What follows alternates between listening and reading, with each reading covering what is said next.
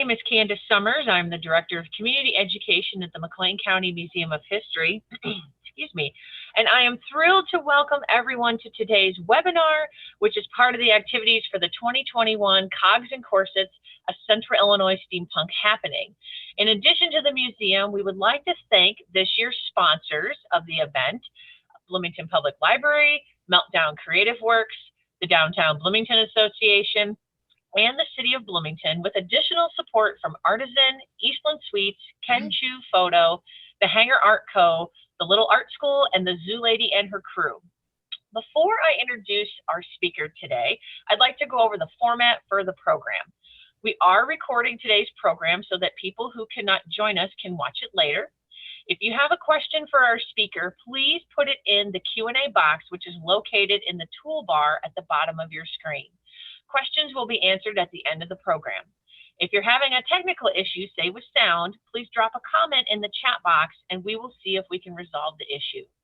Now, I am pleased to introduce today's speaker, Susan Hartzold, who's the Curator of Collections and Exhibits at the McLean County Museum of History, who will present today's program, The Skinny on the Scanties, A History of Women's Underwear. And with that, I'm going to turn it over to Susan Hartzold. Thank you so much, Candace, and welcome all. You have to bear with me. This is the first time I've done a Zoom presentation, so I'm used to be standing up in front of an audience. I can't see any of you. I can't see any of your reactions, but I'm hoping you will enjoy the program. And I do want to start with a few questions. Because I can't hear or see you, I just need you to think about what I'm asking. And as we progress through the program, you'll begin to understand why. First of all, who here is actually wearing underwear? What function does that underwear serve? Is it practical? Is it fashionable? Or does it have some other function? If it's fashionable, what function does that fashion serve since it's not seen? Or is it? The history of underwear can be rather confusing, as over time, a wide variety of undergarments were developed throughout the world. For the purpose of this presentation, I will be focusing on the history of European underwear and then expand to North America. It's only been since the 1500s that actual garments or portions of them have survived. This is very recent history, given that humans first walked on Earth about 2 million years ago. The bustier, garter belt, and panty set made from recycled soda cans that you're seeing here is not real underwear, it's art. It would be rather dangerous to wear it, I believe. The historical theory is that both men and women's underwear existed as outerwear. Then, as the use of multiple layers to keep the body warm began to occur, that layer shifted beneath the surface to become underwear. Soon after that, it also began to take on new functions. The Greeks, like many other early civilizations, did not wear underwear, though they did have lovely outerwear like this common era dress from about 450. The first woman's undergarment consisted of a long shirt called a shift, smock, or chemise, and was typical in the Middle Ages. This one is dated to about 1700 Common Era. The function of this garment was purely utilitarian, a practical garment for warmth and cleanliness with no special significance. It is in the middle of the 1500s that underclothing ceased to be merely a layer serving to protect the skin and began to take on new shapes and forms in addition to a new role, the expression of class distinction. The key indicator of wealth was evidenced by an individual's clothing. The more fabric used and the greater the cost of the fabric, the richer the wearer appeared. Petticoats, typically secured with ties, in single and then multiple layers, supported the size and shape of fashionable skirts. The greater the number of layers and yards of fabric used in these garments reflected the woman's wealth and made clear her status. Although at first this layering was confined to court circles, it rapidly spread to all classes, because who doesn't want to appear to be wealthy? In the 1500s, hoop skirts and farthingales were developed to support the growing size of skirts, as well as to create distinctive shapes. The Spanish farthingale, pictured on the left, dates to about 1545. These were typically dyed in bright colors such as red, purple, and peach. And if you look at the photo on the right, Candace, you'll have to go, oh, you did. On the right of the dress being worn over this garment, you can see at the bottom a little glimpse of a peach-colored farthingale underneath it.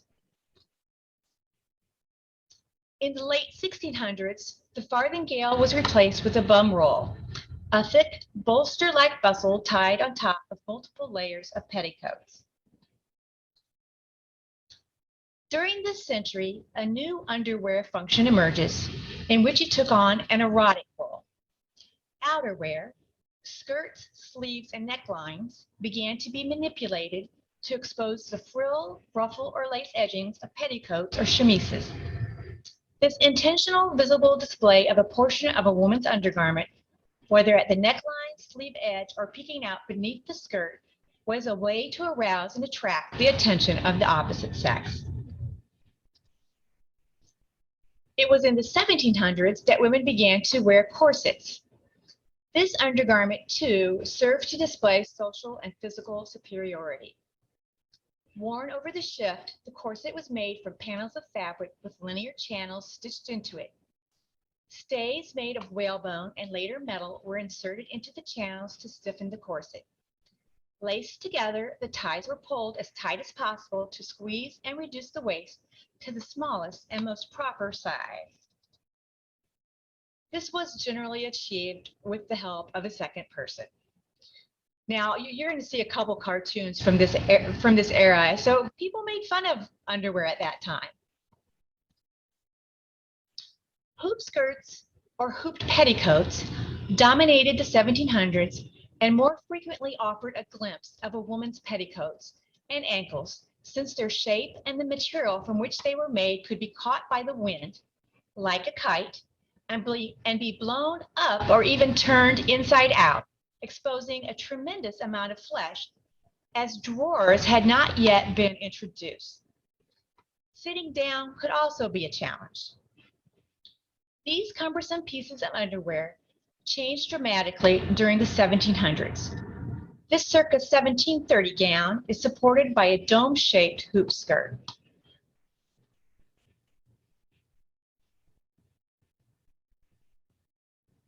The undergarment to the left of this image, meant to support the shape of a typical gown of the 1750s, created a wide silhouette as seen on the right. Gowns of the 1770s were worn with paniers, a more elaborate structure than the hooped petticoat in the previous image. It also supported a very wide but narrow silhouette. Wearers actually had to turn sideways to pass through doorways.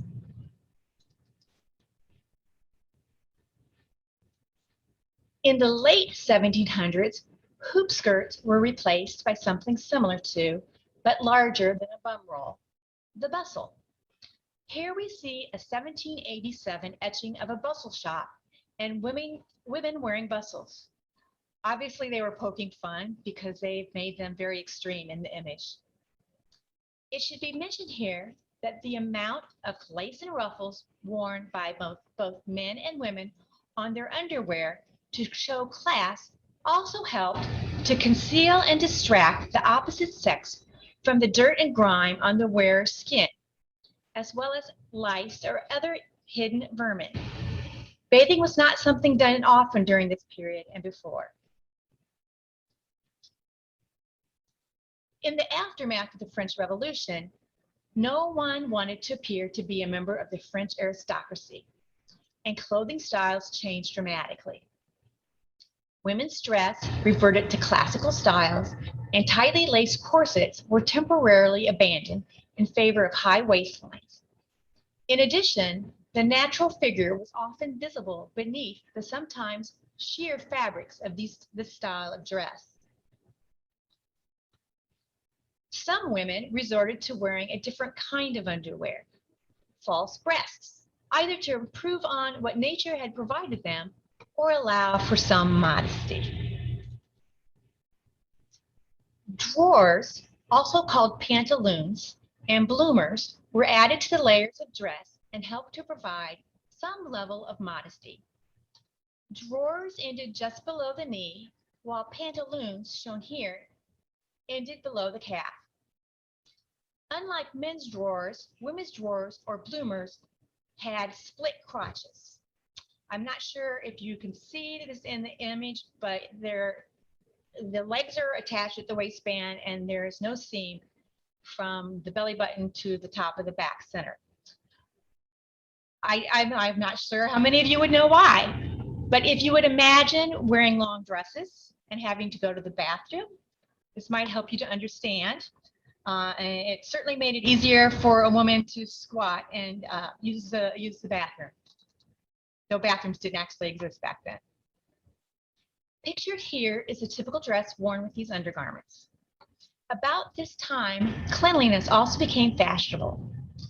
This new standard of physical cleanliness created a new form of class distinction, limited for the time being to those who could afford to bathe regularly. This standard in time extended to lower classes.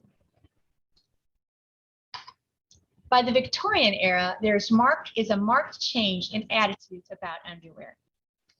Previously, underclothing was a legitimate topic for jests and practical jokes, as seen in the cartoons I've shown you. But the prudery that dominated this era changed attitudes, and the atmosphere of secrecy drew greater attention to undergarments, creating an air of mystery and erotic appeal not previously possessed by what I consider such inanimate objects. During this period, it appeared to be more important to express class distinction, or rather, the evidence of social rank and wealth. A corset cover, also called a camisole, was added to the layers of undergarments around 1860. By this time, the number of layers of underwear worn by a woman, the shift, stockings, a hoop skirt, as many as 6 or 7 petticoats, the chemise, and corset could weigh as much as 15 pounds. Can you imagine carrying that much extra weight around in underwear? During a decade in which crinolines were popular, a new book called Taste and Fashion pointed out that, quote, the crinoline could be extremely seductive. As a garment which frequently revealed extensive glimpses of legs and drawers has an erotic function, for it is almost a rule of feminine fashions that when a mode intended to indicate social rank becomes universally worn, it is then erotic in function, unquote. The theory implies that any style used to indicate rank eventually filters down to the lower classes, and then when it does, the object's function changes to a vice of sexual attraction. Here we have a gown circa 1875 and the typical undergarments that might be worn with it, a hoop skirt, bustle, and corset. Drawers became more elaborately decorated, and the bustle, often referred to as a dress improver, spread around to the backside, helping to create a new look, as seen in the actual dress with these undergarments underneath. By the 1870s, underclothing had reached a luxury unknown in any age. The most modest lady had chemises, petticoats, and drawers trimmed with flounces, lace alternating with tucks, frills, and insertions. A fashion journal of 1875 explained that the reason for the present extraordinary luxury in dress is that millions of women are, quote, husband hunting and resorting to extra attractions to that end, unquote. In this, underclothing played an important part. The curves of nature, a well-developed bust, a tapering waist, and large hips Points recognized in a good figure at that time could be enriched by corset and bustle. With the creation of mail order catalogs, ready-made, mass-produced undergarments like the elaborately trimmed drawers pictured here became available to all. As the 19th century ended, attitudes changed little. A woman's magazine of 1896 advised, quote, "The new woman is gently reminded of the old techniques so successful in the past, of the petticoat, foamingly soft, adored by man, which skillful prudery could make so effective if woman is to be the soft, sweet, tender bit of humanity which heaven distinctly intended her to be." Who do you suppose wrote that, a man or a woman? Between 1897 and 1908, corsets shaped women's figures into willowy curves exemplified by the Gibson girl look. The undergarments of the Edwardian woman, like that of the previous century, shaped a woman's body to what was considered ideal at the time.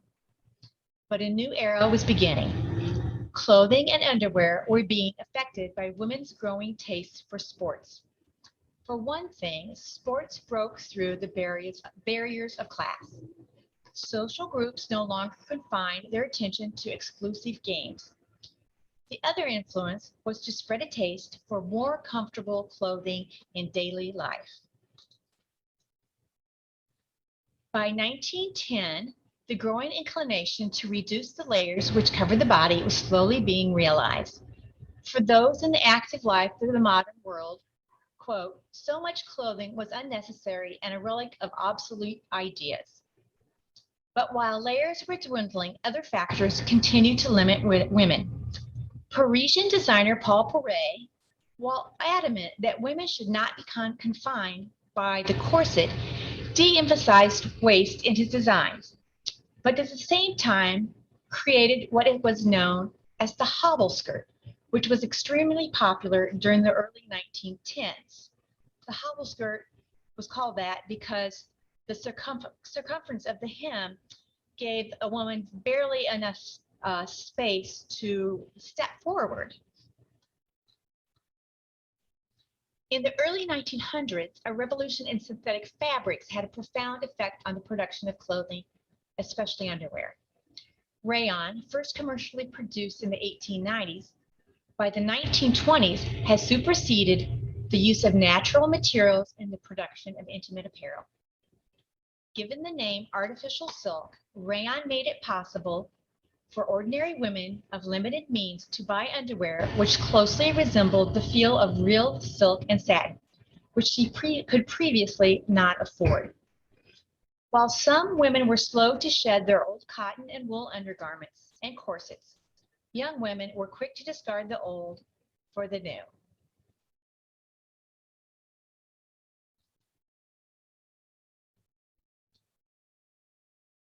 In the 1920s, skin began to be exposed as never before. Sleeveless, low-necked summer dresses exposed women's arms and the area around the throat and shoulders, and short skirts revealed previously concealed legs. Drawers became bloopers, and you can't really tell from these images, but they're no longer split. This may be due to the fact that indoor plumbing was becoming more common in urban homes. A new one-piece undergarment, the combination or step-in, also gained popularity, and you can see a couple examples of this in this image. And the brassiere, first designed to be very tight to compress the breast, producing the flat-chested tomboy look fashionable to the 1920s flappers. Despite fewer layers and more comfortable fabrics, women were still attempting to force their figures into unnatural shapes, such as this boy look. Corsets, though still widely available to those who wanted them, were being replaced by what would eventually become the girdle.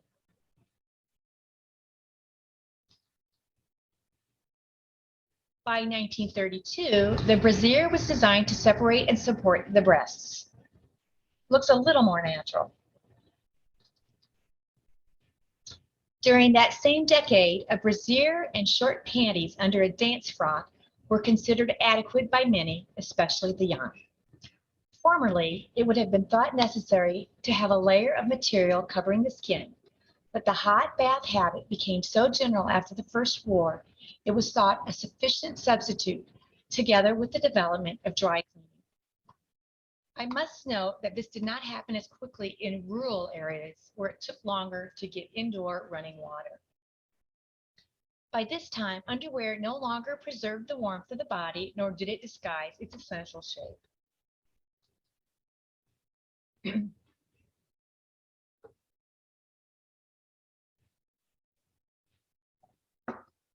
Then came developments in latex rubber. First used for elastic, rubber soon led to the replacement of boning, lacing, and the imposition of a rigid corset on the figure. By the 1950s, women could flatten their tummies, tighten their buttocks, and smooth their figures by wearing a latex rubber girdle. Advertisements noted how they smoothed and molded the figure gently and comfortably, improved on what nature had provided, and gave women a better edge for attracting the opposite sex. These advertisements did not say how hot they were or how difficult they were to put on or take off.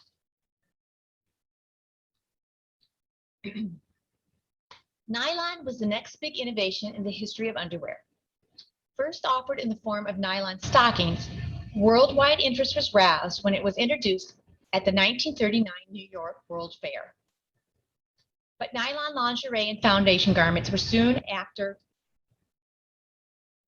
nylon lingerie and foundation garments were soon after available, but this was brief, as the ban of nylon for non-war usage created a shortage that resulted in something shocking: women going bare-legged.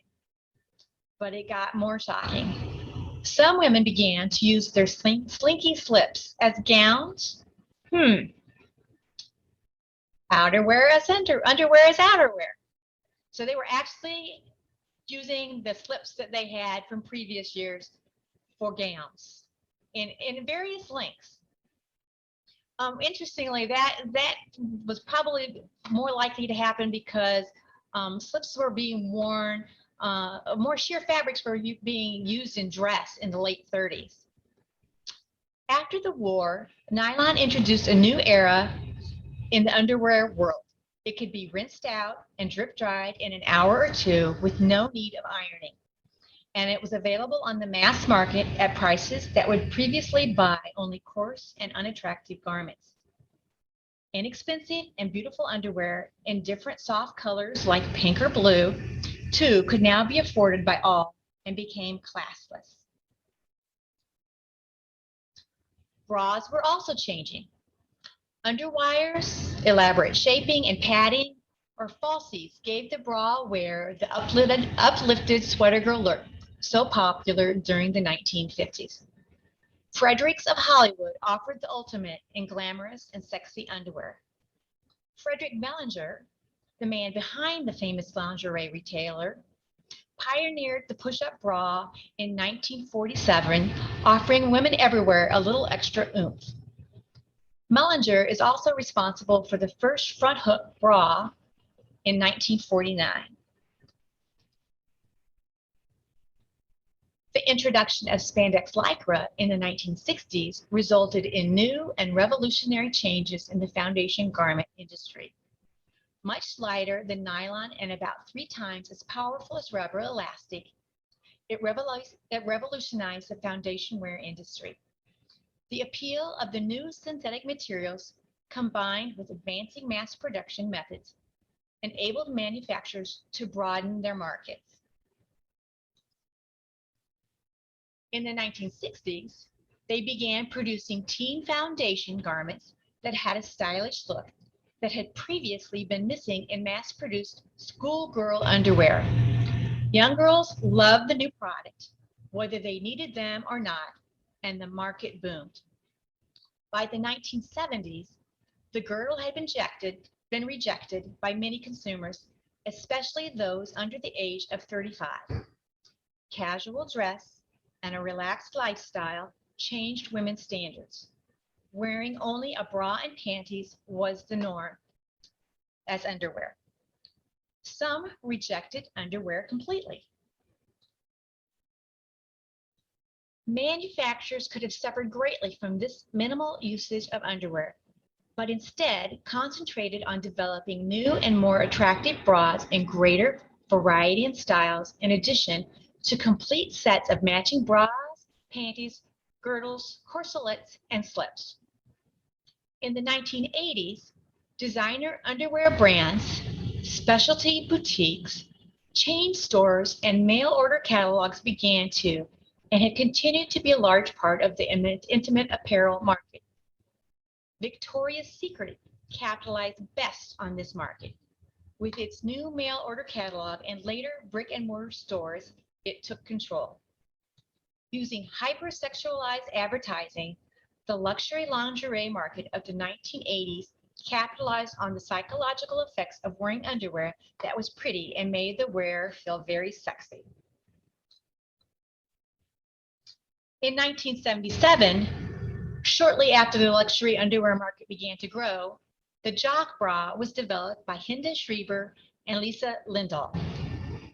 Title IX, which passed in 1972, meant more women were becoming active in sports and needed proper support for their breasts. It was also during the height of the women's movement and the first jogging craze. And although jog bras opened the door to a whole wave of would-be runners, the stretchy pullovers didn't deliver enough support for bigger sizes. It was the mid-90s before a sports bra for large-breasted women was developed by Renelle Breton from a combination of stretched and non-stretched fabrics. Now, I want you to go back, Candace. I want you to take a close look at this garment because it is made from a men's sport piece of equipment. Actually, two of them. Have you figured it out? I hope so. It's made from two jock straps, and the cup for the man is now the cup, two cups for the women's breasts. It was very popular. Sports bras for women continued to make advances. In 1999, when the U.S. won the World Soccer Championship, Brandi Chastain celebrated victory like men often do after winning by ripping off her team jersey. In doing so, she revealed her Nike sports bra. A transformative moment, it was not long afterwards that women began wearing their sports bras as outerwear. While the luxury and technological revolution in bras was happening, a couple fashion icons in the entertainment world did their part to start the underwear as outerwear trend. First, Madonna startled us with her brazen bustier. Then Sarah Jessica Parker of Sex and the City fame mainstreamed the practice of purposefully exposing her underwear, revealing it as an essential component of her look. Other Hollywood starlets soon followed. At the turn of the century, the introduction of the low-rise jean and the thong was an alternative to panties, resulted in what was commonly referred to as the whale tail, a clearly visible upper back of the thong, seen here sported by Britney Spears. Thong underwear for men was worn in Africa as early as 42,000 before the Common Era. Nearly 44,000 years after that, the thong as we know it was born. It made its debut at the 1939 World's Fair in New York City when then Mayor Fiorello LaGuardia told the city's new dancers to cover up. So they did, kind of, sort of, with thongs. But thongs did not show up in the American market until the mid-1990s, when Victoria's Secret, excuse me, when Victoria's Secret holds its first public runway show and features the cheek-bearing lingerie. By 2002, 123 million thongs were sold in the U.S., more than double the number sold 4 years earlier. By 2010, going full cheek had lost its appeal, and boy shorts, which revealed just the bottom of the booty, were the fastest selling item, more than doubling the sales of thongs. Boxer briefs became popular for men in the mid-1990s. By 2015, there was a strong market for women's underwear using the same styling. Now, I've gone pretty quickly through the last few years because most of you are familiar with it. But where do we go from here? What is the future of women's underwear? I think if we look at the functions of underwear since its beginning, we might find a clue. The first purpose was for warmth. Technology has brought us both central heating and thin layers of outerwear capable of keeping us warm. So in my opinion, underwear no longer serves this purpose. The second purpose or function for cleanliness, protection of the outer layers of clothing is also no longer relevant, at least in first world countries, in that we regularly bathe and wash both underwear and outerwear. So is it necessary? Underwear to support the shape of outerwear has totally disappeared as a function as technological advances in fabrics, construction techniques make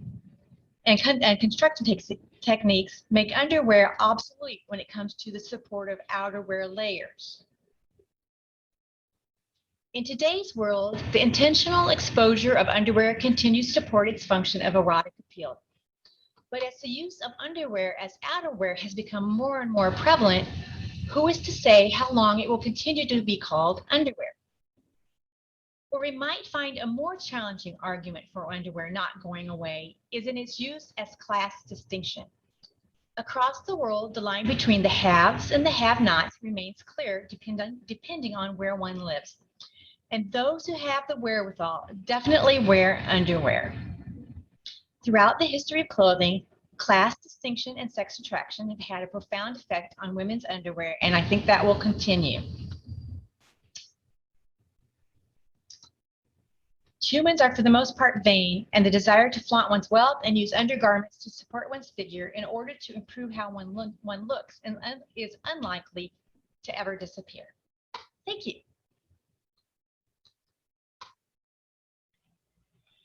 Thank you so much, Susan, for such a fascinating program on the history of women's underwear. I do have to say, I did not realize that it was only in the 1990s that sports bras like we know it came around. So very thankful there for that invention. We do have some time for questions. If anyone has any, please drop them in the Q&A box, or you can drop them in the chat because I'm watching all of them as well. So Susan, what made you become interested in this topic? We'll just kick it off with that. Well, I got involved in museum as a costume historian, and it just seemed like a natural that that's part of costume. And we have in the museum's collection some pretty interesting pieces from the 1800s and some interesting pieces from the early 1900s as well. And I thought it would be important to make sure we continue that practice. So we have in our collection some really lovely girdles made from rubber that are, because they're made of rubber, are disintegrating. And we even have a thong in the collection. So it's just a very interesting part of clothing history that I didn't want to neglect, and it's fun too. What is the oldest pair of women's undergarments we have in the museum's collection? I think the oldest pair is some drawers from the 1870s. Split drawers, right? Split drawers, yes. Awesome. Well, we have it's really kind of sad that we're doing this via Zoom because I really can't show you examples from our collection. This program is actually kind of old, and I've shown it enough times with examples of bustles and drawers and crinolines, and you have to depend on the pictures for this. Well, we do have a question, and someone asked, when were pantyhose introduced? Well, stockings have been around for a very long time, and they were typically held up with garter belts. In the 1960s, when skirts began to get very, very short, garters were visible, and the hose did not go up high enough to go above the hem of the very short skirts. So that is when pantyhose were developed.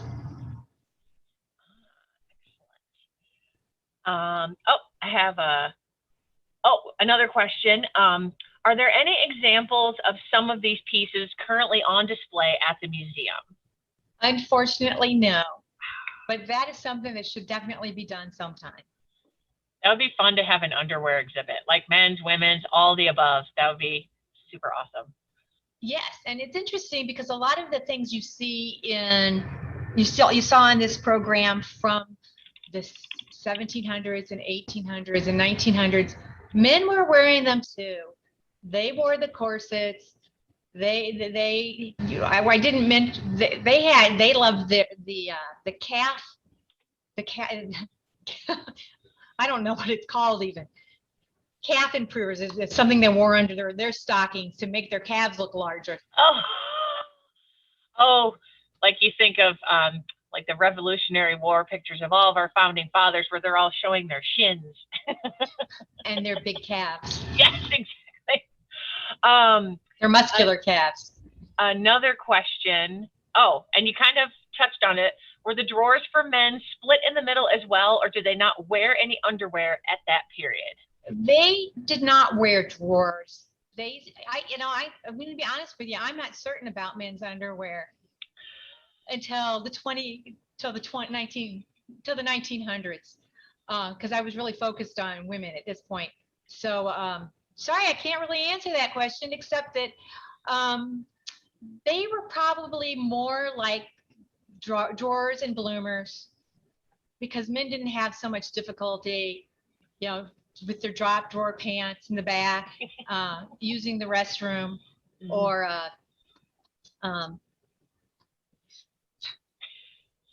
what they do today. They didn't have to squat. They didn't have to deal with layers and layers of petticoats. They were much simpler, I'm sure. Another question. Do you see any correlation between the underwear styles usage and the evolution of feminine hygiene products?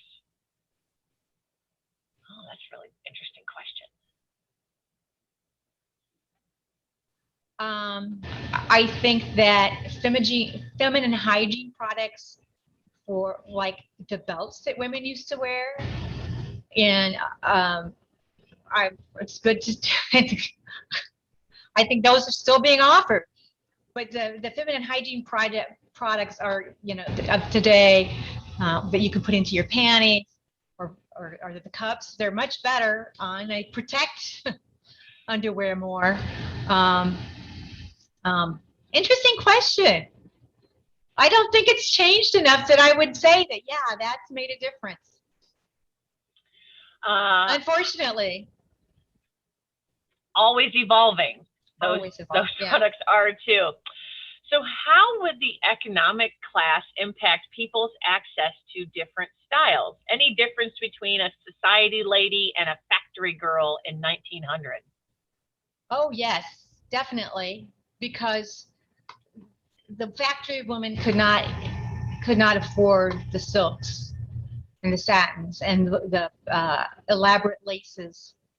Now, there was, at that period, there were manufactured laces, but the more elaborate, more beautiful handmade laces would not be found on the factory workers' undergarments, while it would definitely be on the undergarments of the women of high society.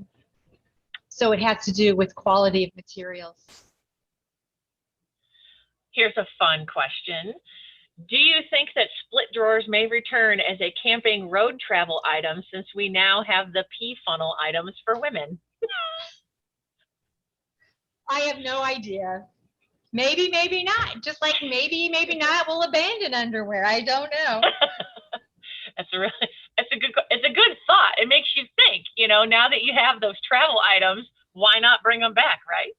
Yeah, well, yeah. And, you know, generations uh, um, feel differently about underwear. So what's fashionable now for the younger people, and, you know, I would never wear because I'm of an age where, and so it, you know, that's going to be a slow process, pretty much like what happened in the 20s when the flappers began to dramatically reduce their underwear, but older people were very slow to make changes and uh, do the same. Another question. Do you have any information regarding historical gender affirming garments like gaffs, binders, and breast insert supporters? No, I do not. All right. Any last questions can be dropped in the Q&A. We do have one more program coming up for Cogs and Corsets this afternoon at 1 o'clock, featuring labor historian Mike Matika, who will present the program Urban Transit, Moving in the City, which will explore how the evolution of transportation technology impacted how cities urbanized and industrialized. And I did drop that link in the chat, so still time to sign up for that. We hope that you can participate with us this afternoon. And I'd like to thank all of you for attending. I hope you enjoyed this program. Maybe it'll make you do a little more research yourself on underwear and the various evolutions of it.